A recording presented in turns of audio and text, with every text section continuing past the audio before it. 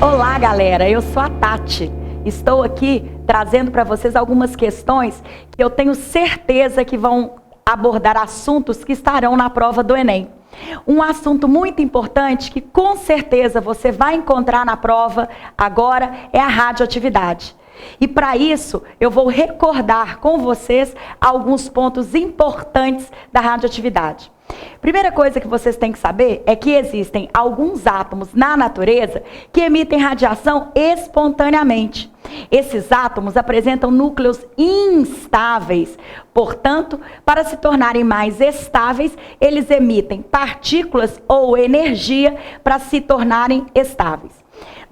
Eu vou trazer para vocês aqui 3 tipos de emissão. A emissão alfa. A emissão alfa é uma partícula formada por 2 prótons e 2 nêutrons. Essa partícula é emitida por um núcleo. Então, toda vez que um átomo emite uma partícula alfa, ele está liberando 2 prótons e 2 nêutrons, o que corresponde a uma massa de 4. Então, aqui nós temos 2 prótons, 2 nêutrons e uma partícula alfa, representada por 2 e 4. Esse 2 aqui indica a quantidade de prótons que ela tem, 2. E aqui em cima representa a massa, 2 prótons mais 2 nêutrons, o que me dá uma massa igual a 4. Toda vez que um núcleo emite uma partícula alfa, esse núcleo perde 2 prótons e perde 4 de massa. Isso significa falar que toda vez que um núcleo emite uma partícula alfa, ele está perdendo 2 unidades no seu número atômico e 4 unidades no seu número de massa. A emissão beta é um elétron emitido pelo núcleo. Mas que coisa doida! Núcleo tem elétron? Não, núcleo não tem elétron. Mas esse núcleo que está instável, ele apresenta uma conversão onde um nêutron se converte em um próton. E nessa conversão ocorre a emissão de algumas outras partículas. E uma dessas partículas é um elétron. Por que a gente fala que é um elétron? Porque essa partícula tem a mesma massa e a mesma carga do que um elétron. Para não ocorrer confusão com aquele elétron da eletrosfera, a gente chama essa partícula de partícula beta, representada por esse símbolo aqui, -1, para mostrar que ela tem uma carga contrária ao próton, e 0, porque ela não tem número de massa. Toda vez que um átomo emite uma partícula beta, percebe-se que o seu número atômico aumenta em 1 unidade e o seu número de massa não se altera. Então vamos recapitular?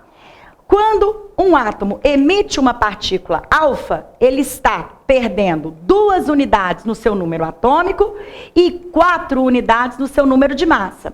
Já quando um átomo emite uma partícula beta, ele aumenta 1 unidade no seu número atômico e o seu número de massa não se altera. E por que o número de massa não se altera? Porque um nêutron virou um próton. Estou perdendo um nêutron, mas estou ganhando um próton. Número de massa não é prótons mais nêutrons. Então, não há alteração desse número. E, por último, temos a emissão gama. Detalhe, emissão gama não é partícula. A emissão gama é uma onda eletromagnética, emitida também por núcleos instáveis, onde essa onda apresenta um baixo comprimento de onda e, portanto, muita energia. Eu trouxe para vocês uma questão muito interessante sobre a emissão dessas partículas. Vamos ler a questão?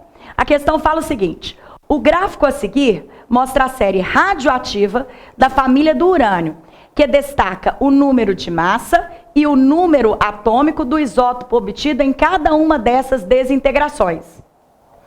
Bom, nós temos aqui então um gráfico de número de massa pelo número atômico. Esse gráfico representa o urânio. O urânio é um átomo que apresenta um núcleo instável. Portanto, esse núcleo vai desintegrar até se transformar num núcleo mais estável. Então, esse gráfico mostra uma série de decaimentos, de transformações, a qual esse núcleo vai passar até se transformar um núcleo mais estável. Eu quero mostrar para vocês aqui, ó. Começamos aqui em cima. Urânio. O urânio começa com o número de massa igual a 238 e o número atômico a gente lê aqui embaixo, 92. A primeira desintegração é essa setinha que nós temos aí. O urânio está indo para o tório, que é esse elemento cujo símbolo é TH. Então, essa primeira setinha mostra a diminuição do número de massa em 4 unidades. E aqui embaixo a gente pode perceber que o urânio virando tório, houve a diminuição de 2 unidades do número atômico. Diante disso, a gente percebe que essa setinha que está descendo mostra a emissão de uma partícula alfa.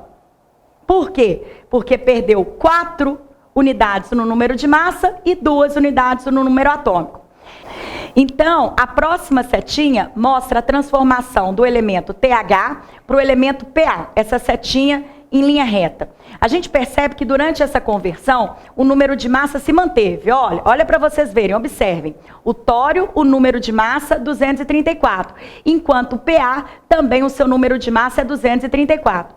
Isso quer dizer que a massa, o número de massa não se alterou. Mas se a gente olhar lá no número atômico, o tório, o número atômico dele é 90, que é o TH. Enquanto o PA, o número atômico é 91. Podemos concluir, então, que do TH para o PA, houve um aumento de 1 unidade no seu número atômico e a conservação do seu número de massa. Isso quer dizer que houve a emissão de uma partícula beta. Diante disso, a gente consegue agora resolver o exercício. Todas as setinhas inclinadas, observem, todas as setinhas inclinadas mostram a emissão de uma partícula alfa.